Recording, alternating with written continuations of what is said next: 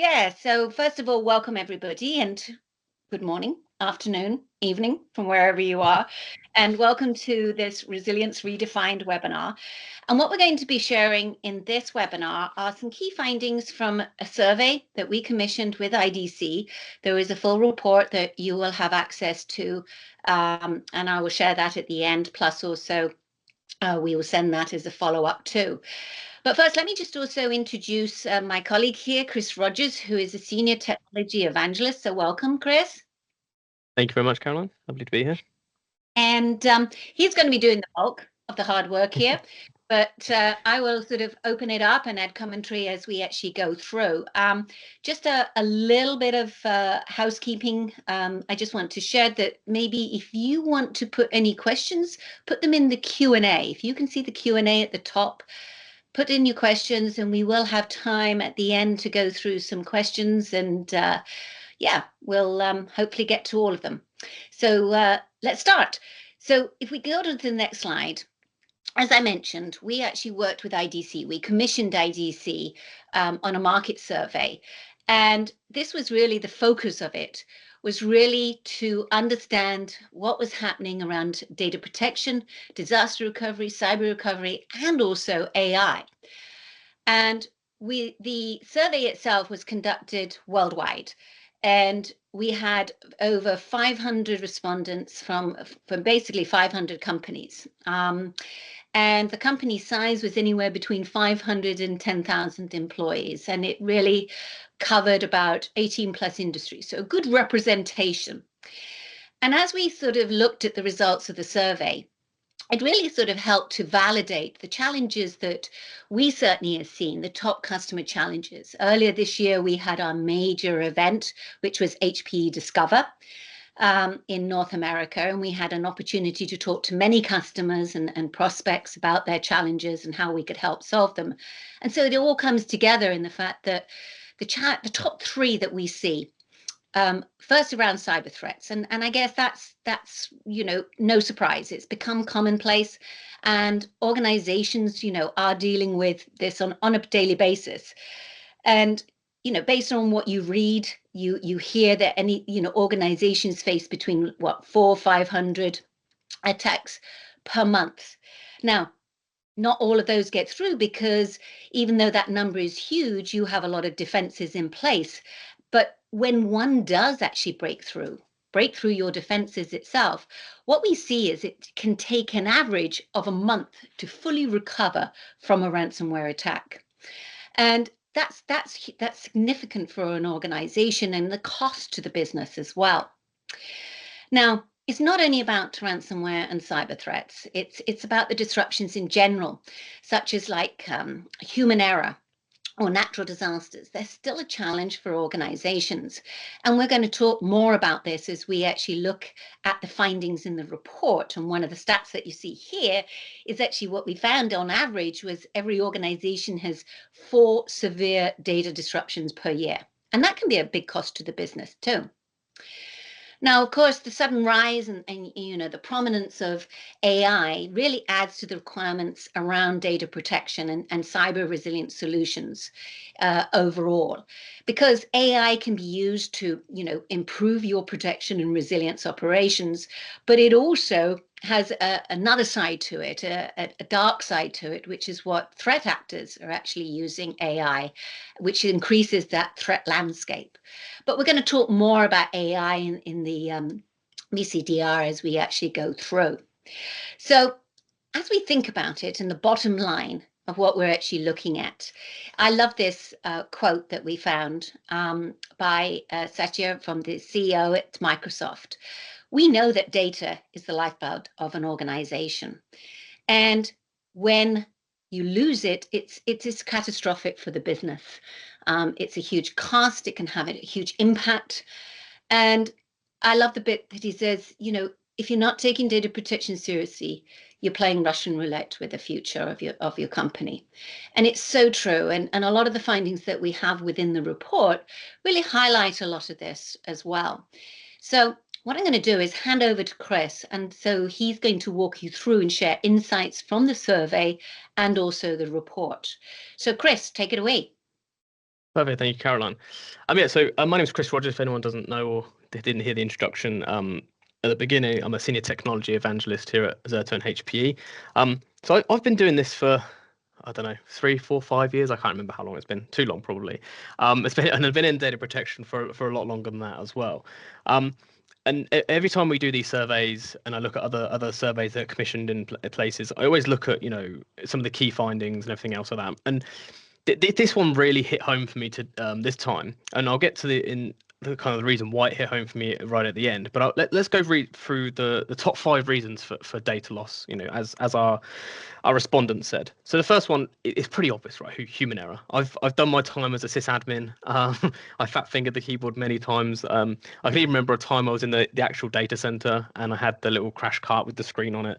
I actually tripped over the power cable and then put my hand on a rack and powered down a server I shouldn't have done, right? So these things genuinely do happen. It wasn't just a human, in a keyboard. It was genuinely, a trip in the data center which caused that. So human error, not, probably not a huge shock to people. I think this one shocked me a little. Gap between backups. Backups historically very periodic. I would have liked to have seen that disappear off this list as the technology's moved forward. We understand backup and resilience and disaster recovery and cyber resilience being much more important to organizations than kind of ever before. Yet we still see this appear on our list as one of the top 5 reasons. I think obviously ransomware was there. No shock, I don't think, to anything really. I very rarely have a conversation with a customer, a prospect, a partner, an analyst, media, press, without the conversation quickly moving to cyber and ransomware. That is typically where a lot of our customers, a lot of our partners are pitching Zerto and all of its benefits purely for cyber recovery. And we will go through some of those benefits later on in the talk track. Backup system failure, again, I think kind of an inevitable. Systems have got better and newer entrants have come to the market and things, but typically the ones that were architected when virtualization came around or even before virtualization are still going to have the inherent problems that they have. Big clunky appliances that run on hardware and those types of things. They often cause problems. They take an army of people to to look after them, and if you're not on the ball, guess what? You have backup system failures a lot of the time. And some of them can't be avoided. It's not just errors and things like that. Some things can't be avoided, but we need to architect better and make sure we have copies of data. So if something does happen, even if the backup system fails, then we have redundancy in that as well. And the last one, lost or damaged tapes. I'm sure tape still has a place to play in certain people's strategies. For me, I think that hopefully people see that there is a shortcoming with tape. I think it does solve a purpose for archival and potentially that ransomware use case if you don't mind having long time for recovery. But yeah, that surprised me that was still on the list. So when we look at each one of these, I'm just going to give you a quick run through of how Zerto can help mitigate some of those issues. So the first one would be human error. So the idea is with human error that I think it's always going to happen. The amount of times I close a PowerPoint or close a Word or do something that I shouldn't do on my PC and go, oh, I probably shouldn't have done that. Didn't save that. I didn't do this. Didn't do that. Humans make mistakes. End of. I don't think we'll ever get rid of that. But the idea is with Zerto is that we can mitigate that by quickly rolling back from those mistakes. I'm going to kind of put 2 and 2 together here. So the human error and the gaps between backups kind of come into the same role for us. Because we use continuous data protection, if you're saving something to a file share, for instance, the minute that's saved, 5 or 10 seconds later, we're going to have a copy of that in our systems ready for you to roll back to. So if I saved it and then did loads of work, and didn't save it, or my cat ran across my keyboard and deleted it, or whatever happened, right? I can quickly roll back just to 5 seconds before the last known good point in time and recover that data. Whereas if it was an overnight backup, maybe the file isn't even in the backups for me to recover yet. So those are like the quick little wins we can do, and obviously the idea is with Zerto it's super simple and super quick. So hopefully it's very easy to mitigate those human errors. And I kind of covered this in the last one, the gap between backups. But as I mentioned, Zerto is always CDP, so continuous data protection. So there is no schedule, no windows, there is no snapshots taking place. So there are no gaps in your protection. As I mentioned a minute ago, those RPOs are going to be between 5 and 10 seconds for the vast majority of Zerto customers out there. And because we don't use snapshots, we don't have that VM stunning and the performance impact that it can have. Therefore, it means we don't have to run backups overnight when your systems are, I'm going to air quote, quieter, because I don't think that exists anymore. I think businesses are 24/7. Yes, maybe the main users have gone home, but there's going to be people in India or China or Australia or whatever else in your business probably using those systems at different times to the core business. So I don't think there is a quieter or a downtime for systems to be allowed now. So because we don't have that impact, we don't need to have a window, we don't need to have a schedule, therefore we're always on. So we're not going to miss a point in time. We're not going to have a window that doesn't complete. We're not going to have a backup that gets corrupted and then can't, someone doesn't spot it for a couple of days. We're always on. We're always going to be able to recover you. Ransomware. I think one of the biggest ones that I come across is ransomware. And I think ransomware is inevitable. Like, we know that it happens, and we know that organizations struggle to stop, as Caroline mentioned, those 300 to 400 attacks a month, right? We struggle to stop all of those. We do stop the vast majority of them in all organizations, but as Caroline mentioned earlier, you only need one to get through, and then suddenly it becomes a problem for you. So we're doing things a bit differently in Zerto. We're not pitching ourselves as a security company, right? We're still a data protection company, but we're looking at it with an eye on cyber resilience. So we're the only data protection vendor in the marketplace that has real-time inline encryption detection.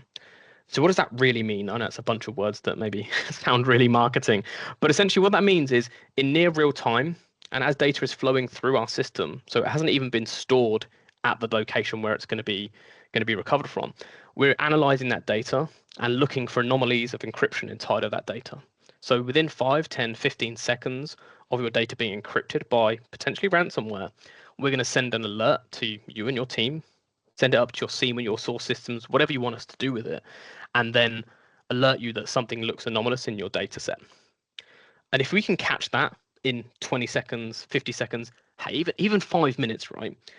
That's better than waiting 12, 24 hours for your backups to complete, be written, be analyzed, and then they send you a report to say, oh yeah, these backups were encrypted. And suddenly you've got terabytes and terabytes and terabytes to recover rather than potentially a few gig to recover if you catch it within 5 minutes. And that can be the difference between that month of downtime that Caroline mentioned earlier and maybe 10 minutes for a coffee break, right? Of just recovering 1 gig, 2 gig, 10 gig, whatever it may have been. And that's the idea of Zerto, is we hopefully detect quicker than anything else in the marketplace that something's actually happened. So we're not proactive detection. We're not saying, oh, this file looks malicious. We're saying something is going on in your environment right this minute. You need to look at it right now.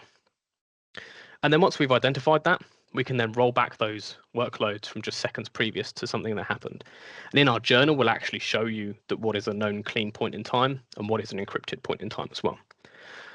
And then we can isolate and lock data away with a wide range of immutability and isolation options. Depending on your budgets and your requirements, we can help you isolate that data away from bad actors and inside actors potentially as well, and also lock that data away with immutability with varying different degrees of security levels depending on your requirements.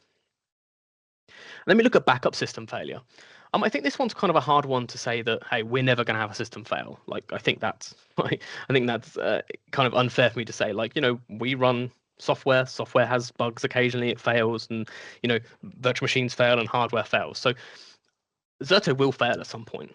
That's fine. But what we have is a minimal installation. So we only have a manager and lightweight appliances that run, which are stateless as well. So if they fail, we can just reboot them back up and away they come. We don't have any agents to install on those virtual machines.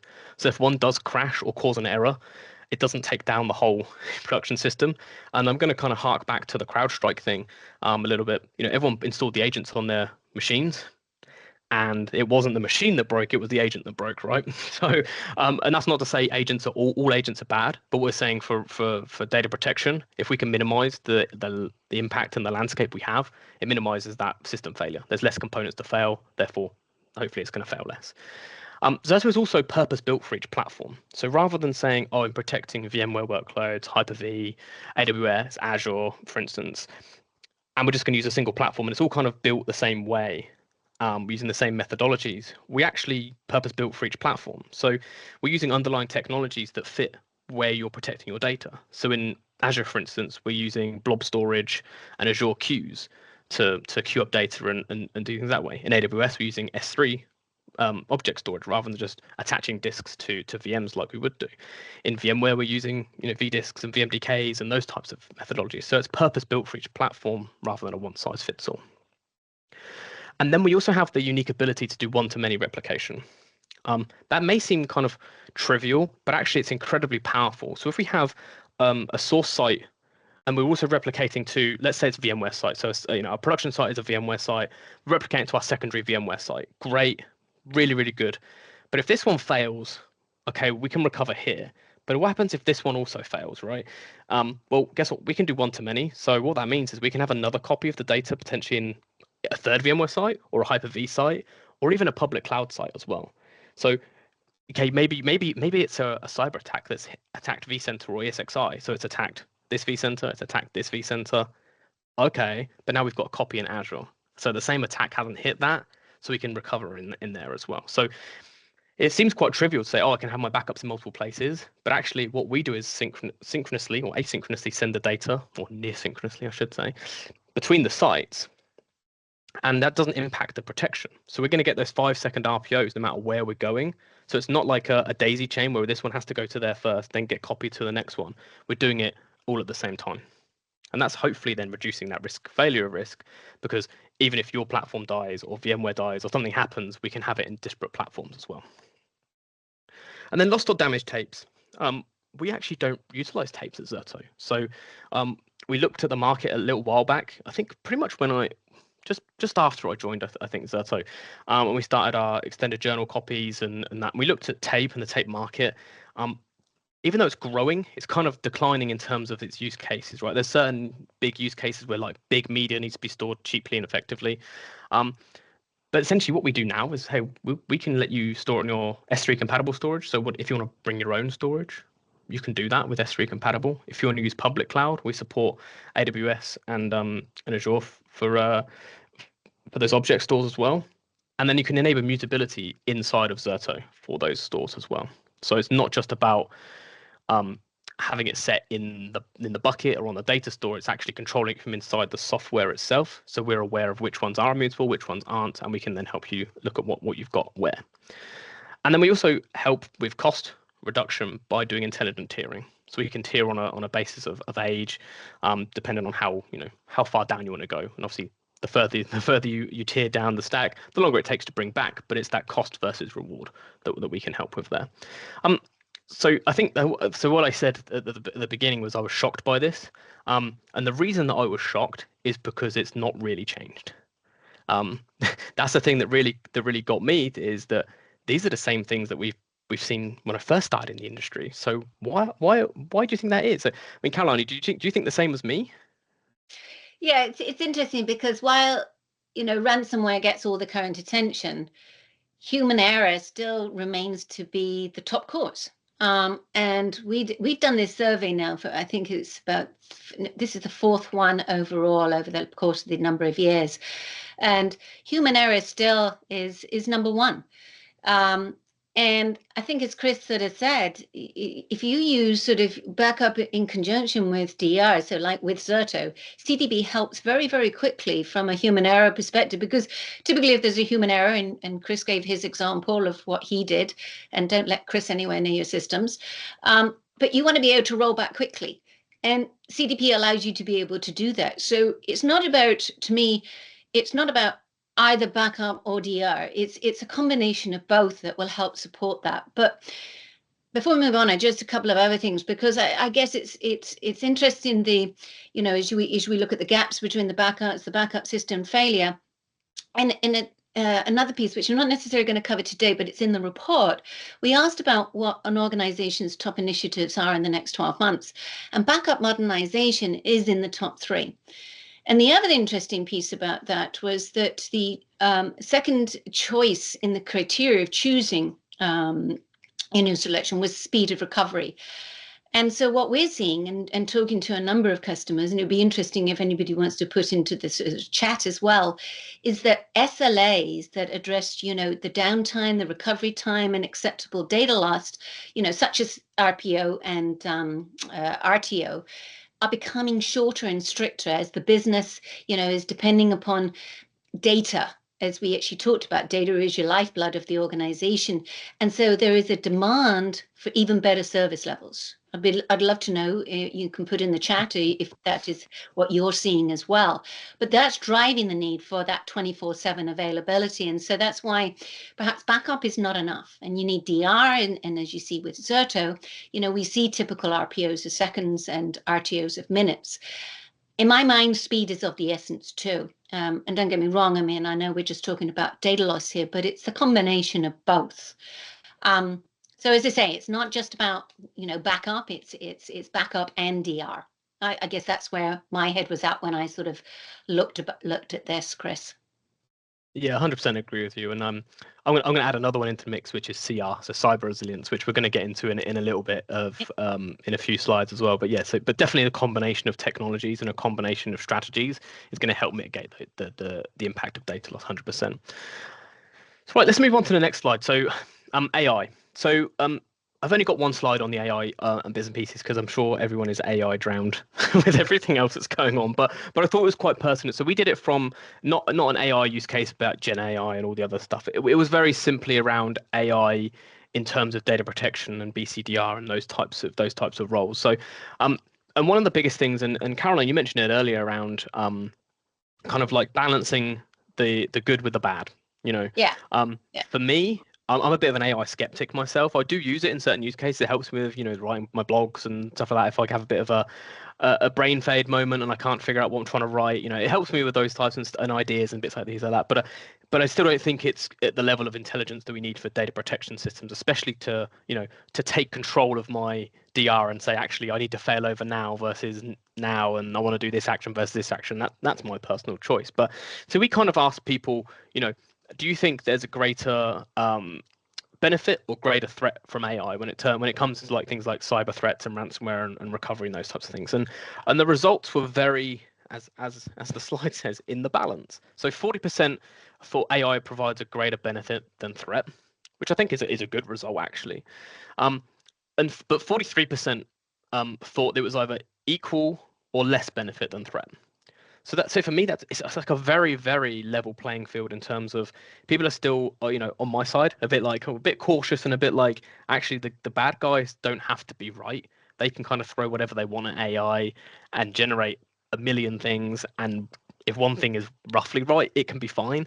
For us, it needs to be perfect every time. So it takes a lot longer to refine and train those models and train the tools and how we're going to use AI, especially in data protection. And then the last one was 17% of or essentially the rest of the people said it was too soon to tell, which I thought was really interesting because I think we are on this massive like hype cycle of AI, right? People are still kind of understanding it, figuring out what it's going to do in their organization, how it's going to help them. And obviously, I know Caroline, you spend a lot of time in the storage organization looking at AI and and all that type of stuff. So, do you think this is kind of representative of what you're seeing, or do you think people are kind of jumping on the AI bandwagon in other areas more than data protection? Well, I think that there's no question that AI is generating a tremendous amount of interest, and that's across in any industry and organization type. But I think specifically for data protection and cyber recovery, organizations are looking at the sort of the potential use of AI for backup infrastructure and optimization, for example, or runbook development, or perhaps threat detection. And maybe even dynamic recovery orchestration. So there are a number, but I think the point on this slide is AI is still in the balance. People are still looking at it and investigating it, but there is plenty of opportunity on the good side of AI that organizations. But yeah, so I would agree with this. Yep. Amazing, perfect. Right, we're going to jump into the next section, which is looking at disaster recovery. As you mentioned earlier, not just around cyber threats. I've done so many webinars and talks and conferences on cyber and ransomware that it kind of dominates the marketplace. But actually, things like floods, fires, power outages, all those things that we were worried about 10 years ago or even more, they're still a threat today. They still happen.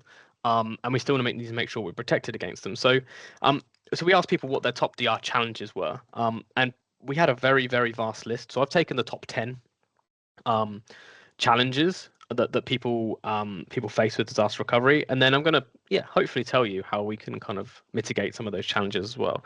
So there's not going to be super deep in detail. Obviously, we've got 10 of these to go through, so it's not going to be super deep. But hopefully, it'll give you an understanding of kind of where we fit in the marketplace and how we do things a bit differently than traditional vendors, and then you can find out more from yourselves if you need to. So the first one being IT personnel. These aren't in order, by the way. These are just the top 10. I just put them in the order that I that I put them in my spreadsheet when I looked at them.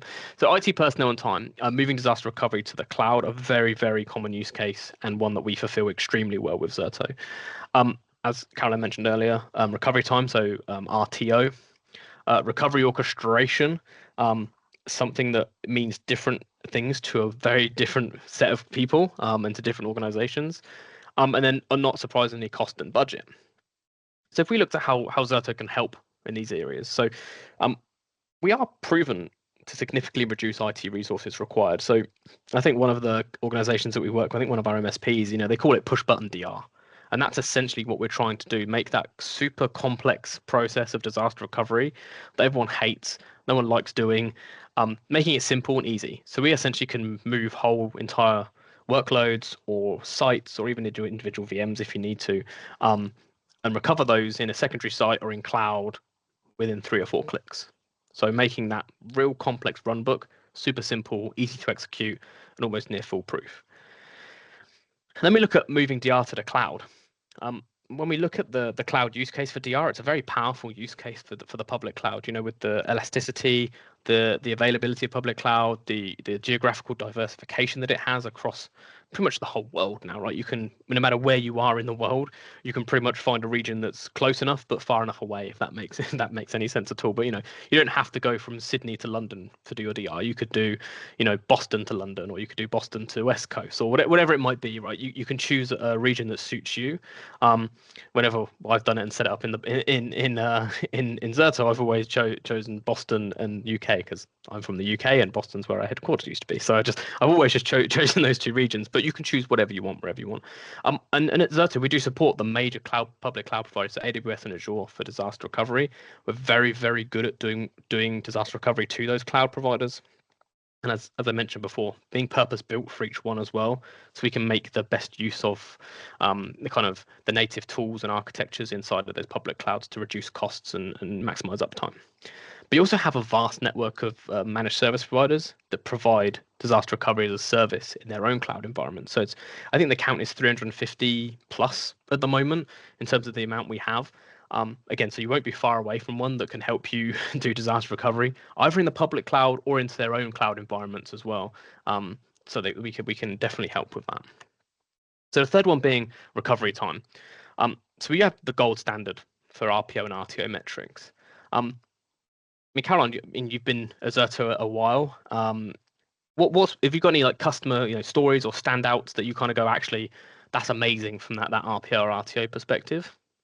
I mean, it's one of our key strengths. I think the point that you made there is about being a gold standard for RPO and RTO, and as organizations of varying sizes, whether it's sort of a small number of VMs to 7, 10,000, whatever it happens to be. But I think, there are large organizations. If I think about United Airlines, I mean, that is a big one for us, as well as also American Airlines, two airlines, funny enough, and think about how critical their data is. But United, I think they've got just over 4,000 VMs now, and they are seeing about an 8-second average RPO. I think that's phenomenal when you actually look at it. And another one, and I think we've got it a bit further down, but I'll just say it anyway, but it's Jack Henry. They're a financial technology solution and payment processing services, and they have about just under 3,000 VMs, and they're getting a 6-second RPO. So those are just a couple of examples, but those are by no means, the only 2. There's many, and I'm hoping that many of you on this call who perhaps are using Zerto today are seeing that sort of RPO that you're actually getting, because absolutely from where we've started and what we do today, we really are the gold standard around this with our CDP technology. Yeah, 100%. And if you are a customer, please drop in the chat, Like, how many VMs you've got and what you think your RPO is roughly. I'd love to see some customers like, and kind of see what you're saying, good or bad. Like, I'd love to see both of them. If they're bad, then I can help you with some. We can move to support. But hopefully they're all good, right? So moving back to the Just slide. before we move on, actually, there was another one. Oh, I just yeah. the IT personal times have proven to significantly reduce IT resources.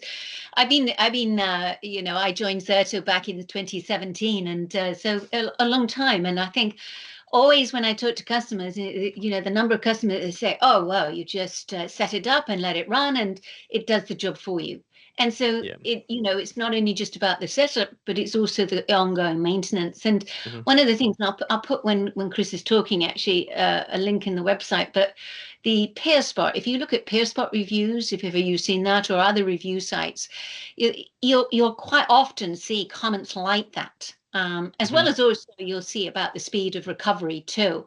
And as I mentioned, speed of recovery is becoming absolutely essential as SLAs, that address the downtime and recovery and data loss is becoming, critical. But anyway, we've actually got a couple, Chris. Oh, great. Yeah. So 40 VMs, 8-second RPO, and then 30 VMs, 6 seconds, and Azure, 10 seconds. So as you can see, and one person worked for a cloud provider, sub 10 seconds RPOs for everybody. So as you can say, it's not just me and Caroline coming in here and quoting numbers that we're going to get in our lab when we've got two things directly connected. But these are real world people on the call. They're not planted, honestly, I promise.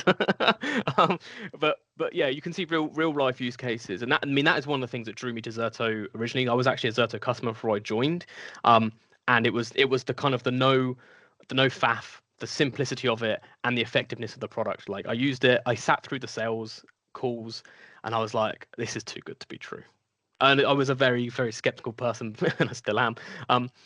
But actually, it was true. Whatever they were saying to me was true. We can hit those RPO and RTO figures, and we're the only ones in the industry that have been doing it for a significant amount of time on the technology that we've honed. So back to the slide. So recovery orchestration. We support automation and orchestration across all the use cases. So that would be disaster recovery, file level recovery, moving on migrations, and that is across, VMware to VMware, VMware to Hyper-V, Hyper-V to Azure, across that complete matrix of supportability we have. And we make that simple, easy. And when I say automation orchestration, what that isn't is manual scripting. That's not an API saying, hey, you can do whatever you want with the automation orchestration. That is building a software-defined runbook, essentially, inside of Zerto.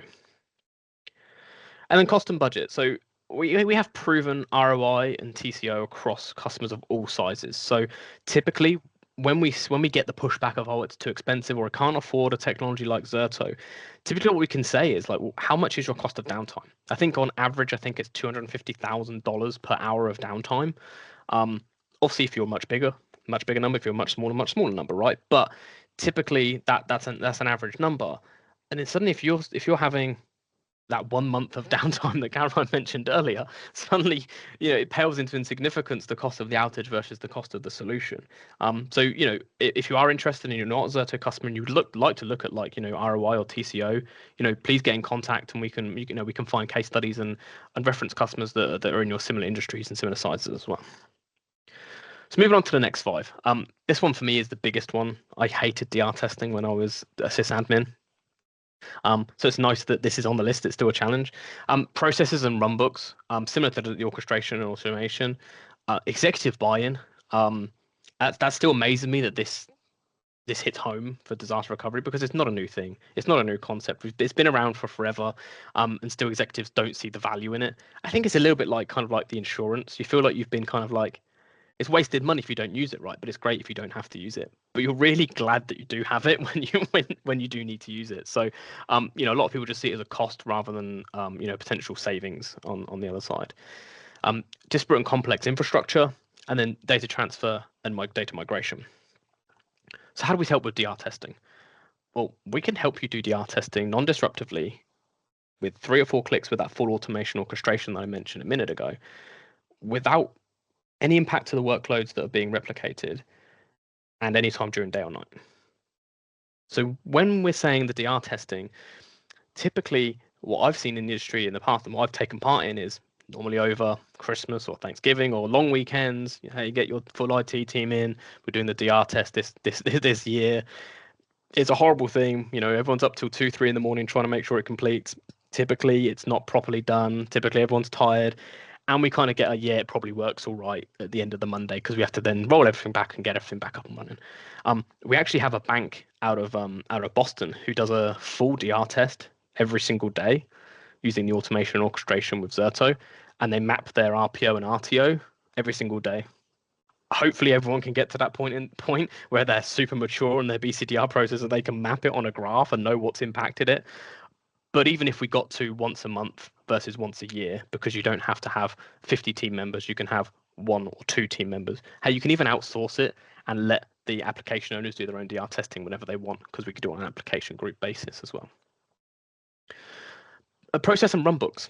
I remember a story that someone told me, I think it might have been a Zerto exec in the past, told me that he used to work for an organization and all the execs had big run books in their cars that they carry around with them. So if ever there was something happened, they'd always have it near them wherever they were traveling. And that person left the organization and didn't actually take the thing out of his car. And then got a phone call a few weeks after he left the organization asking if he still had it, because they couldn't get hold of anyone who had the paper copy, and luckily he did, and luckily he was nice enough to get it to them. But typically that's what people are still doing. Like, okay, they're not in paper anymore, and they're on systems and everything else. But hey, typically if you're having a disaster recovery, maybe you can't access the system where your DR run book even is. So maybe we're still doing paper. But in Zerto, everything is software defined. So we're making sure your VMs and your workloads are failing over onto the right storage tiers, on the right networks, with the right IP addresses, in the right order. So everything boots up as it should do. And guess what? Because we've done non-disruptive testing, hopefully every single day, right? But we're more confident in our solution, so we know things are going to work better. The executive buy-ins is a tricky one. When I was looking at this and how we mitigate, I think one of the biggest ones for me is solving multiple use cases with a single product. So we're not just buying it for disaster recovery. Unfortunately, as much as I love disaster recovery, it's not the sexiest thing in the world. It doesn't get the headlines that AI and cyber and everything else does, right? But suddenly, if we can say, actually, yeah, we're going to nail our DR use case by using the #1 DR tool in the world, right? We're using Zerto, whatever else. But actually, we can help with data mobility and migrations across platform, across hypervisor, across clouds. And we can actually help with cyber resilience. Probably one of the biggest challenges most execs have right now is, how do we deal with the cyber threat? If we can kill multiple use cases with one tool, suddenly the executives are like, okay, this is going to help us in multiple different areas, and suddenly my dollar gets spent more efficiently across all of those use cases. So I think that's one of the key points. Is it's not just for disaster recovery, not just for those human errors, not just for that, not just for ransomware. It's across for all of these use cases as well. The disparate and complex infrastructure, we're fully agnostic. So even though we are a HP company, obviously we'd love everyone to be using HP storage and HP Electra MP. Of course we would. But we understand that the world is a big place, and there are other organizations, other vendors out there who provide servers, storage, clouds, etc. So we maintain that agnosticity. So it doesn't matter what you're using, whether you're using HP or any other, we can replicate to any storage, any compute, cross hypervisor, cross cloud. So we let you control your strategy and your data, and the tool would not dictate where you can and can't move your data to. We're not tied into any storage platforms or any hypervisor. We can move anywhere. And that's the beauty of Zerto, is if your strategy changes, Zerto can help you achieve your new strategy and accelerate that as well. And then data transfer and migration. CDP, very, very simply, continuous data protection. So we move data incredibly efficiently. We only move change blocks. So anything that's changed from the source site only gets written. We send it compressed before it moves across as well.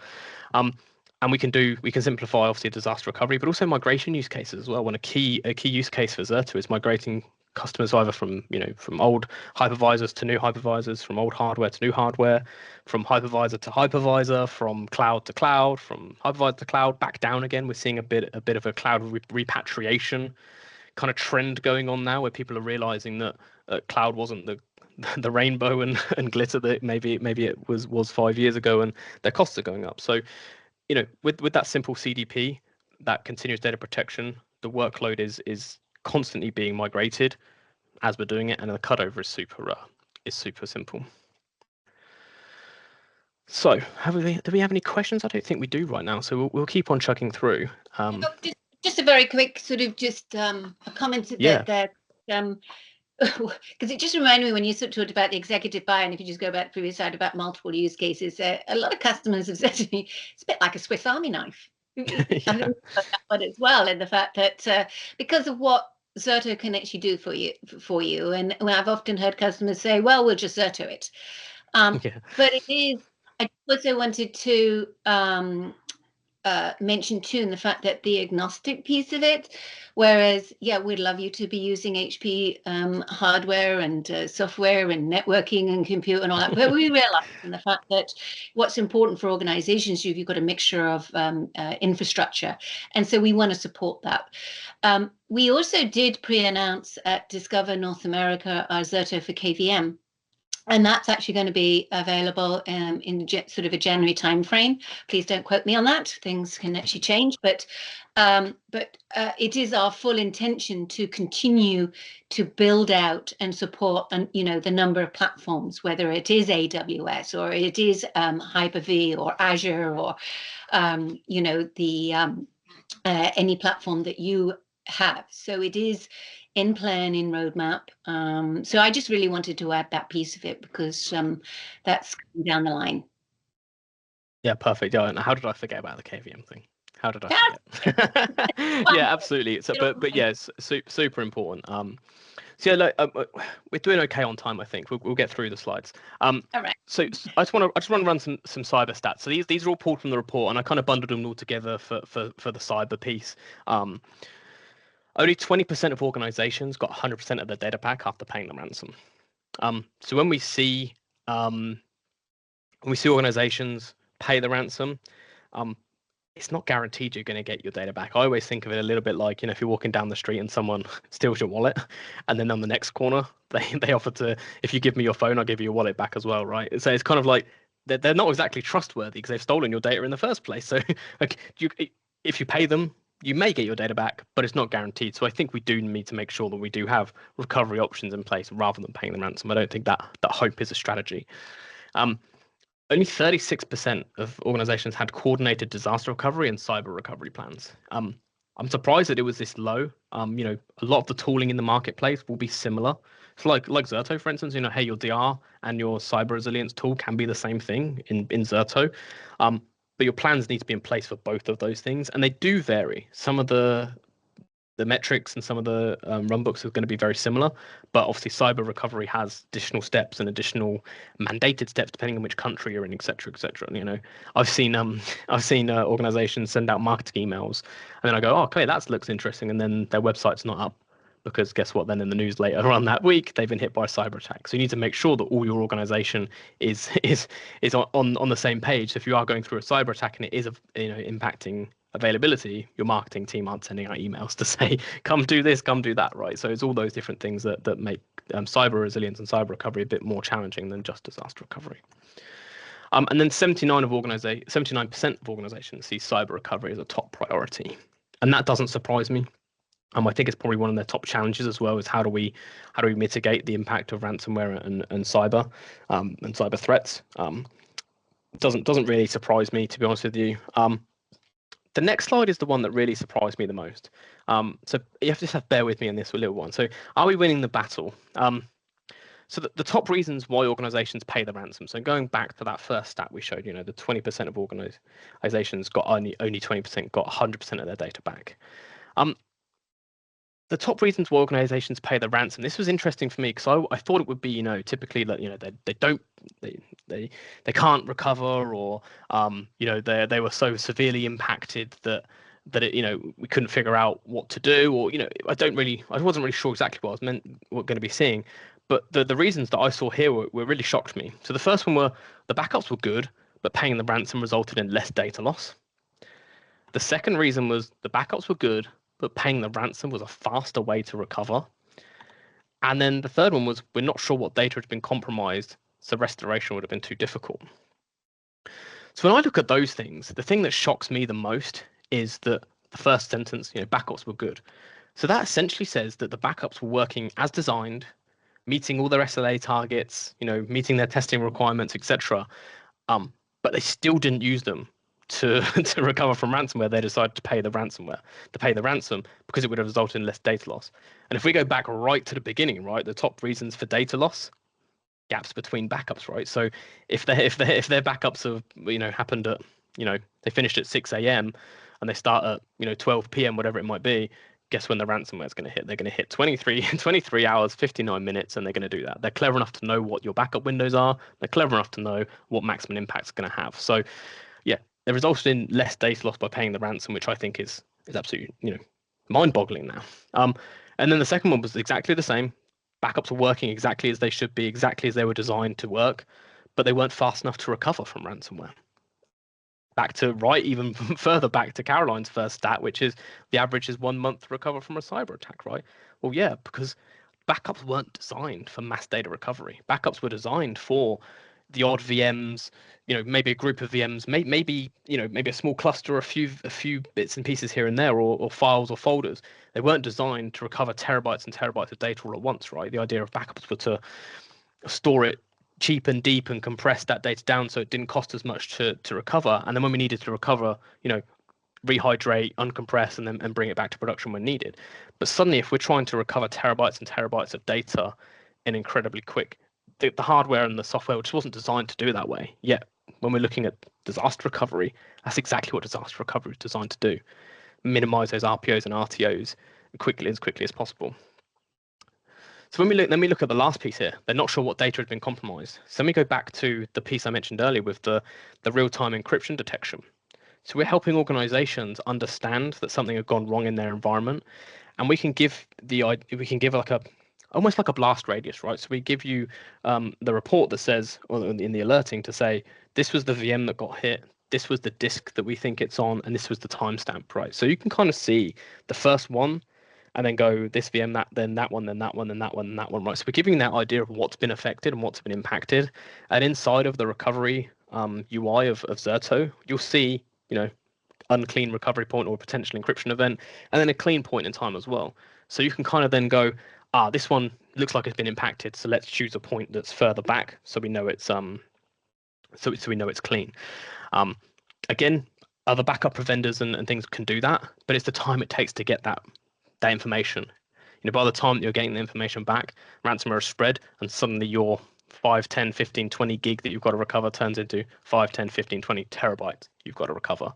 And then we go back to the first point, and the second point on this slide is too much data loss, and it's too long to recover. So we're in this horrible vicious cycle because the backups weren't designed for cyber recovery; they were designed for backup. So I kind of think cyber recovery as a use case has been unfunded or untested. Underfunded or unfunded, I think, is probably one of those things, because people are saying, oh, we've got immutable copies, that's okay, that's us sorted. That will help you. Like, that means your backups won't get impacted. But yeah, the first statement here, backups were good, great, immutable copies worked. But now try and recover 5 terabytes of data in a meaningful period of time back onto production grade kit. It's incredibly difficult to do with backup. So now we're going to run into how Zerto helps. So we've got 50. So I'm going to whiz through these, because I want to make sure if anyone's got any questions that we do get time to them. So continuous availability from edge to cloud. So we have discussed a lot of these use cases already. So the 3 major use cases we're here for: disaster recovery, ransomware resilience, and multi-cloud mobility, all underpinned on a foundation of continuous data protection, or CDP.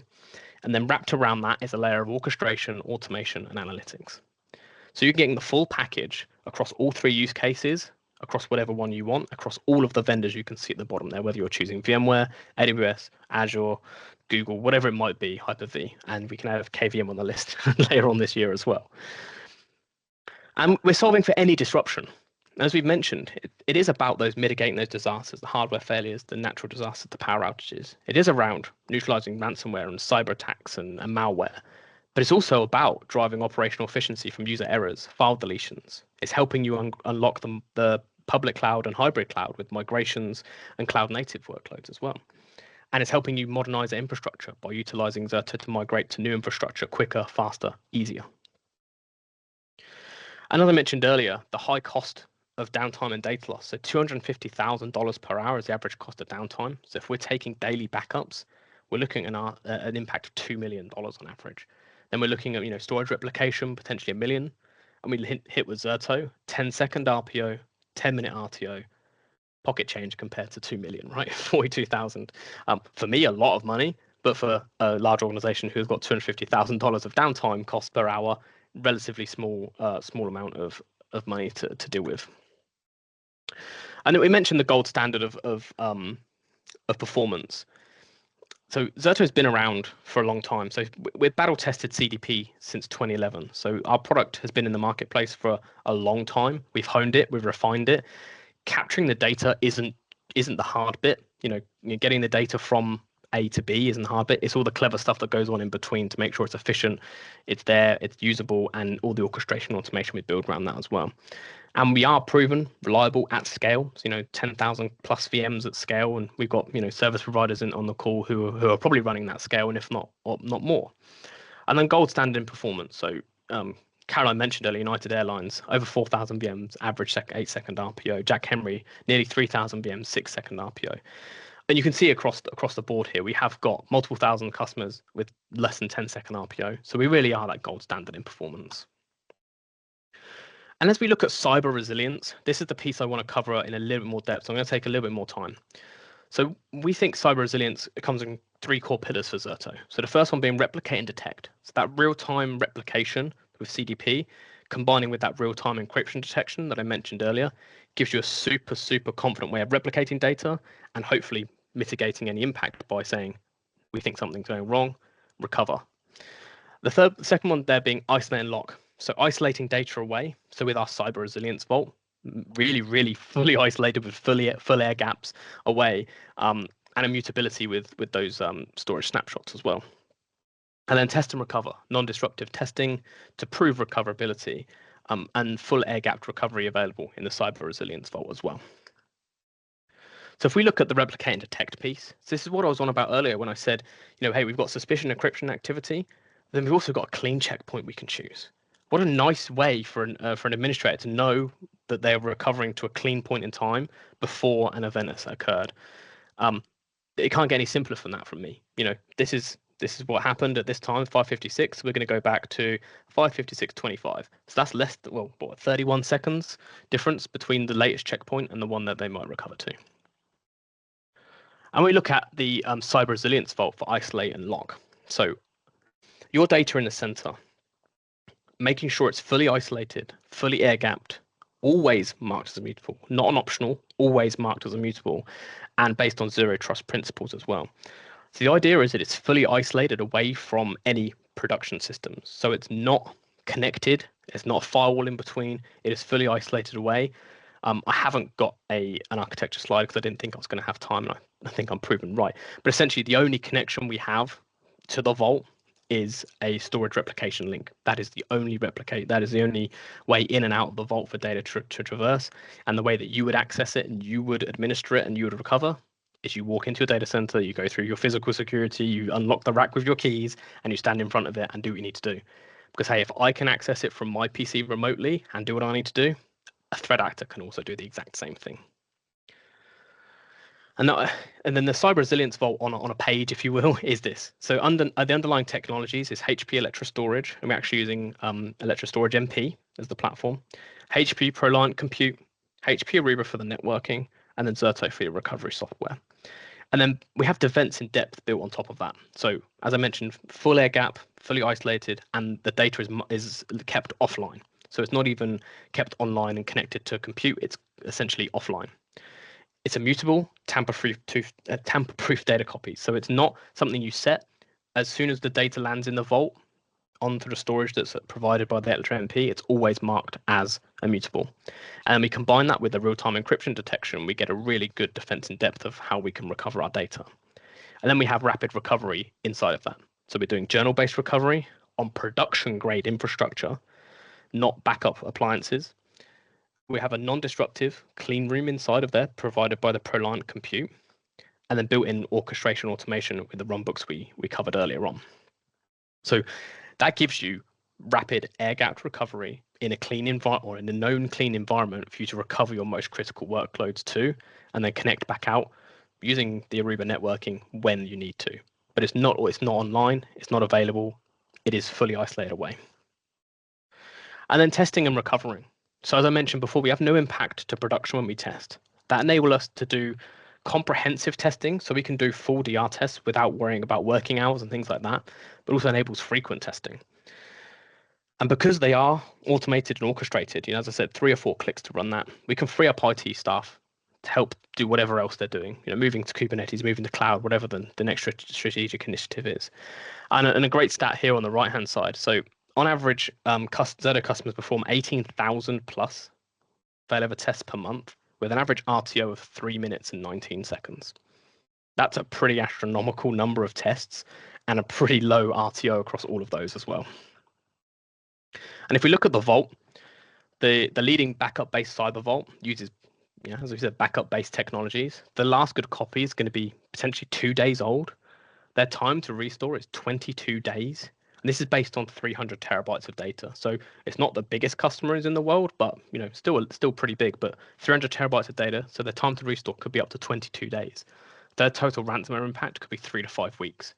And if we look at what we're testing in the Vault and what our customers who have already purchased the Zerto Cyber Resilience Vault are getting, they get 4 hours or less for the last good copy. They get 2 hours time to restoration. So their total ransomware impact is 6 hours or less. So there are 99% reductions on most of those, and the one that's the lowest there is 87% reductions. We've only got a couple of minutes, so I'm going to just flick over to this slide and go past Tenkata, the slide here. I'm just going to let Caroline, I'm going to build this out for you, Caroline, and then let you talk to it once it's built out.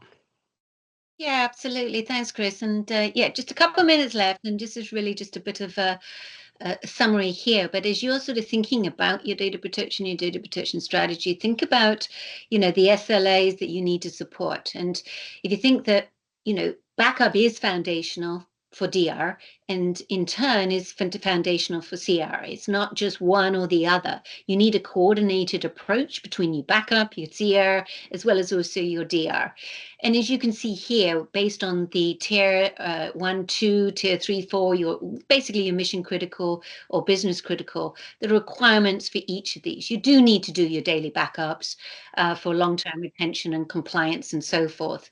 But to be able to deliver that DR or even the operational recovery that we talked about with human error and that sort of thing, you need your disaster recovery to give you that 5 to 15 second RPO.